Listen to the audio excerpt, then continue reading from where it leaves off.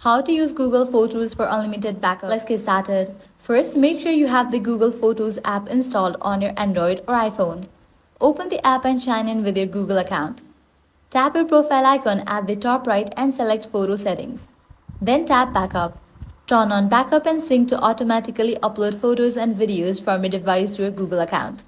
In the same backup menu, choose Storage Saver instead of original quality.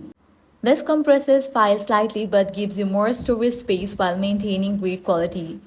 Google no longer offers truly unlimited free storage, but Storage Saver mode significantly extends how far your space goes. And if you're using a Pixel phone, you may still qualify for free unlimited backup under certain plans. Once the photos are backed up, you can delete local copies to free up space on your phone. Go back to the main photo screen, tap your profile icon, then choose Free Up Space. Google Photos will show you which backed up items can be safely removed from your device. If you're running out of storage, consider subscribing to Google One. You'll get more cloud storage and unlock advanced editing tools inside Google Photos. Now you are using Google Photos to back up your pictures and videos safely. And you'll never have to worry about losing memories or running out of space again. If this guide helped you out, do not forget to like, share, and subscribe. Thanks for watching.